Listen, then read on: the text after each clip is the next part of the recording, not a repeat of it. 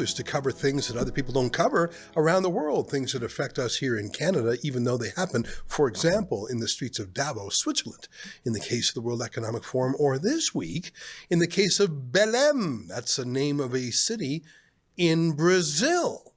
Joining us now from Brazil is our intrepid reporter, our chief reporter, Sheila Gunn Reid, who will explain what is she doing halfway around the world. Sheila, it's not Davos. It's sort of slum-y compared to it. You're at the UN Global Warming Conference, aren't you? I sure am. Belém, Brazil, it's the mouth of the Amazon. They call it the gateway to the Amazon. It's sort of where the Amazon meets the ocean.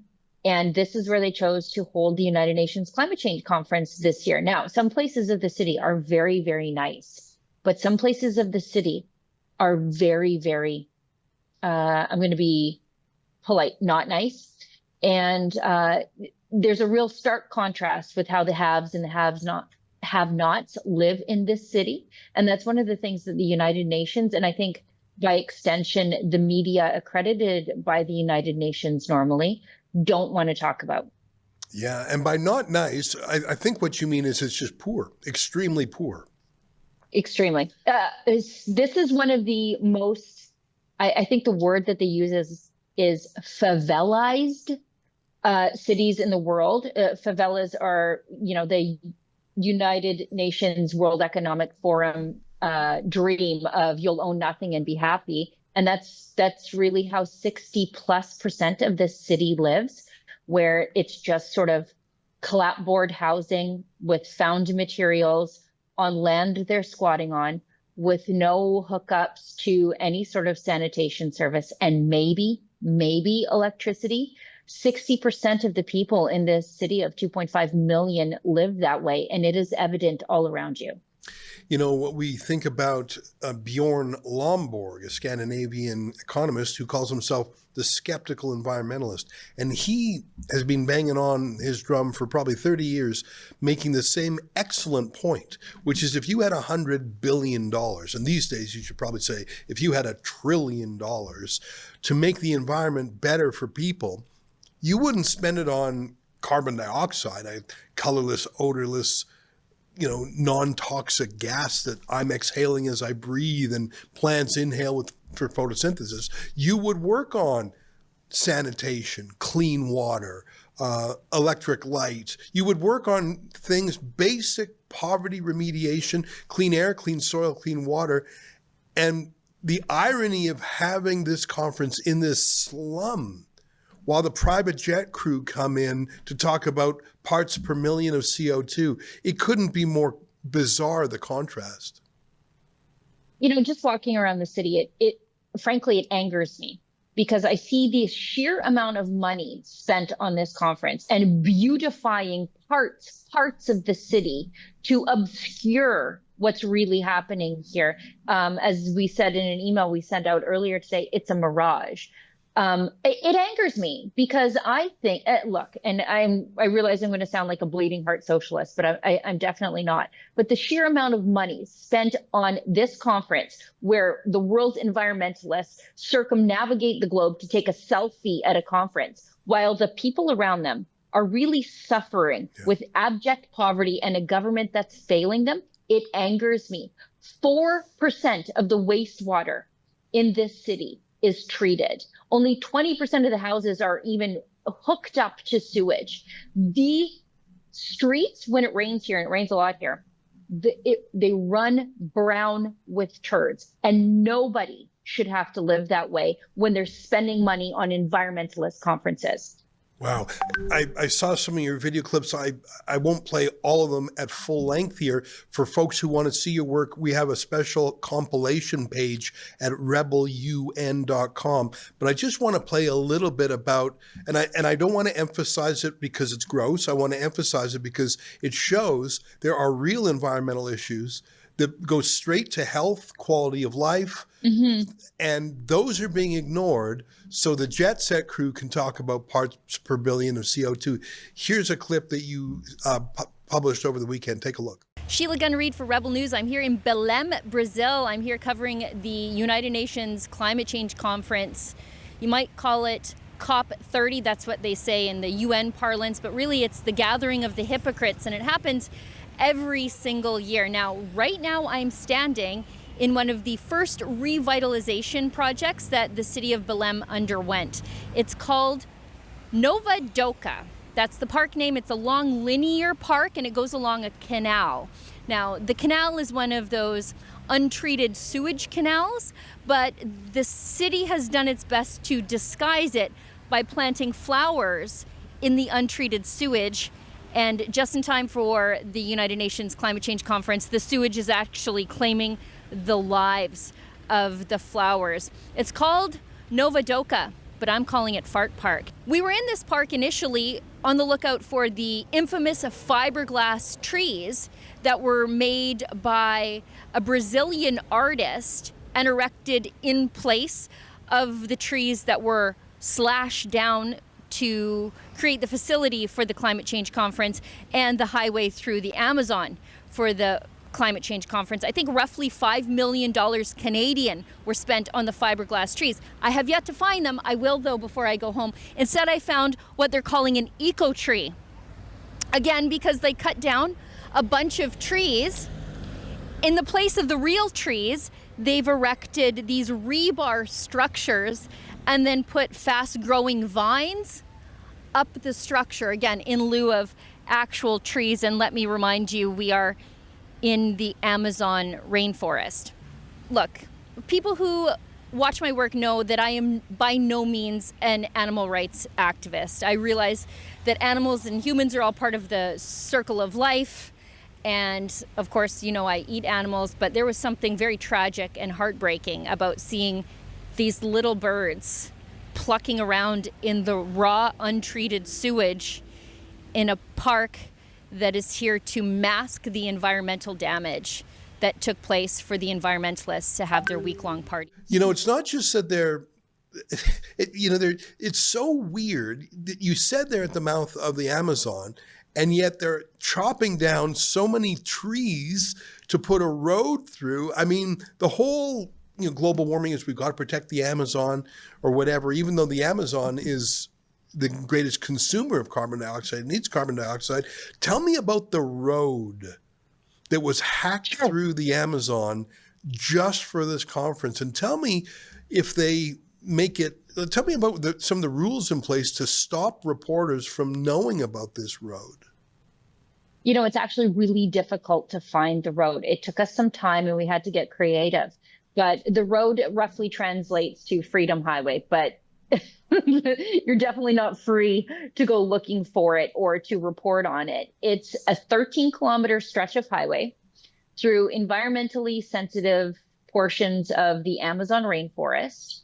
And it was first tabled as a project in 2012. They said, you know what, we probably shouldn't be doing this. But when they were worried about the traffic congestion around having 55,000 delegates, that's just delegates. That's not the environmental activists and busybodies who fly in. I think it's probably half as many more that fly in for the conference. They're worried about the traffic congestion. So they thought, let's advance this project where they carve a highway through the rainforest. And look, before we get too deep into this, I'm pro-highway. I think highways can be built responsibly.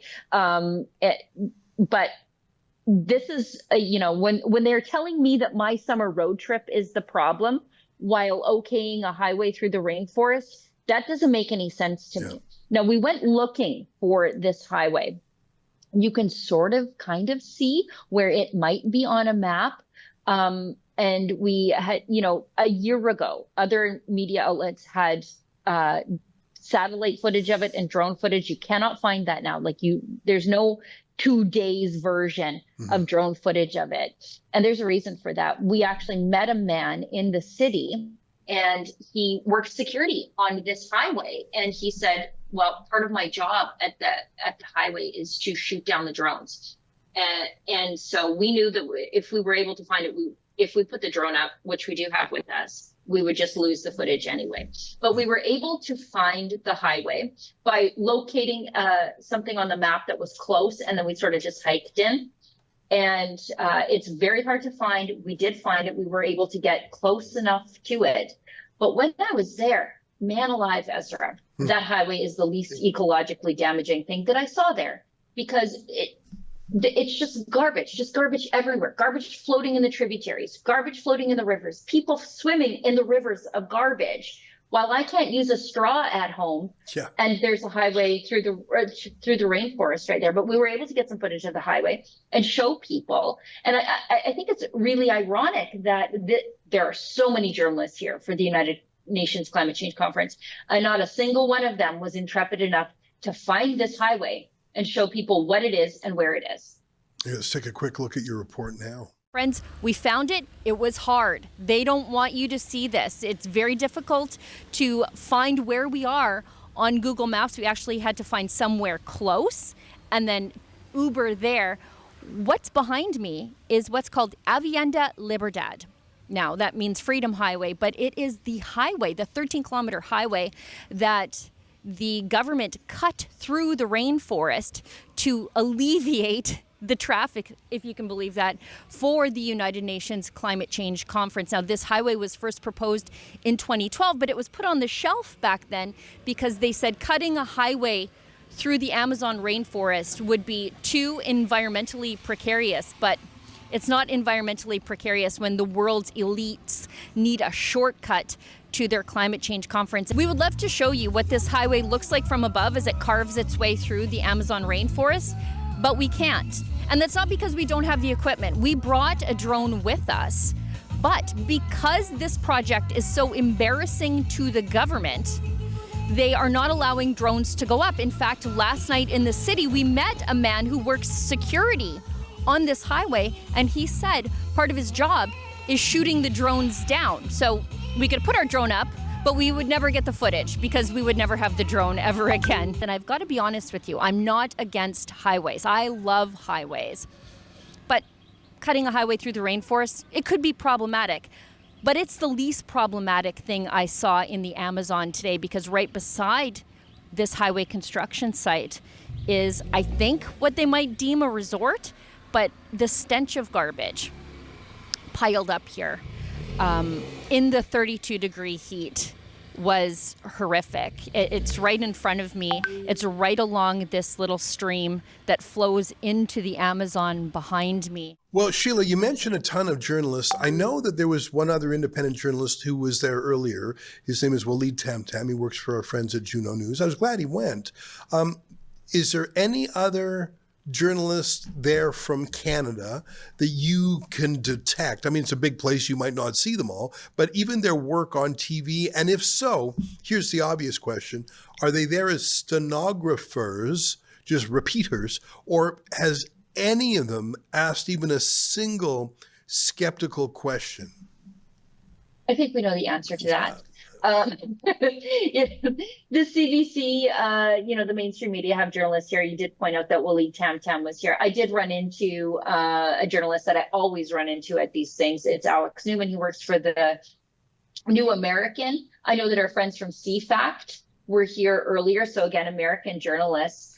They were eager to talk to us. But as far as the Canadian journalists, they're just repeaters, and they're sitting in the comfort of the air conditioning in the UN complex while we're outside telling the real story of the city around us. Last question for you. I remember when Donald Trump was first elected, and that put it was like a funereal mood over this place because, I remember Justin Trudeau was elected in 2015. The first thing he went to was the Paris Global Warming Summit. It was luxurious. It was Paris. Who wouldn't love to go to Paris? Canada had, I think, the largest delegation in the world. Everyone wanted a free trip to Paris. And it was the best of times. 1 year later, or maybe it was 2 years later, forgive me, I'd have to check the timing. It would have been January 2017. Or sorry, you know what? Let me withdraw the exact date. It was right after Trump was elected. I forget the exact date. Mm-hmm. And it was, oh my God, Trump is in, the party's over. Now then, Trump was replaced by Joe Biden for 4 years, and they had John Kerry as the climate ambassador. Everything was revved up again. Are we back to the funeral procession where everyone down there knows that sure, they can do their deals and lobbying and get their contracts, but it's not going to be the glorious utopia that they once thought.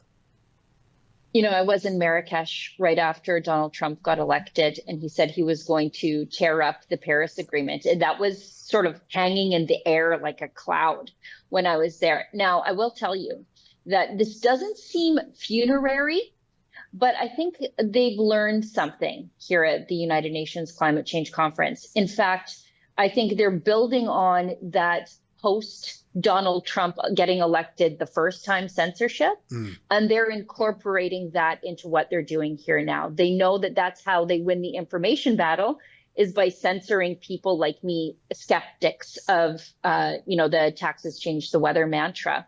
And the Canadian government has signed on to basically a climate change misinformation decree. And where, skeptical journalists should be censored and pro-climate change journalists should be rewarded for their coverage. And that's what's coming out of this United Nations Climate Change Conference. So we're seeing them learning by censoring the internet. They're making sure that the information that we put out there, firsthand journalism, they're making sure that if they had their way, it wouldn't see the light of day. Well, Brazil is a real battleground over censorship. I was there about a year ago with our colleague Efron Monsanto to cover a huge rally. I think there were 200,000 people there who were rallying for free speech after a judge banned Twitter, or now called X, from the entire country. Every single account was banned because Twitter was reporting things that this judge didn't like about politics. So Brazil really is a front line in the censorship information wars. And it's such a huge country population-wise that it is a great prize. Brazil is such a great prize, and it swings back. I mean, Bolsonaro was the president before. He was very America-centric, very freedom-oriented, and now Lula, I think, is back in. I forget names of these communists. So South America is huge. The whole continent is a battleground, and I'm not surprised that censorship is the weapon being used. Pardon me. I'm glad you were allowed in the country. They could have stopped you at the border. Time. Sorry, go ahead. I bet it'll be the last. I was just saying, I bet it'll be the last time. We did get our Brazilian visas to work here. However, I've been hearing from Brazilians online reaching out to me after they've seen my work to say, look, the government does not look kindly on foreign journalists pointing out the problems with our country. And so while you're here, work really hard, but you probably won't be allowed back. Wow. Well, I'm glad they let you in. I guess they didn't really know who you were. They hadn't done their due diligence. Why would they? But now that you've been reporting, really probably one of the only independent journalists at this thing. You know what?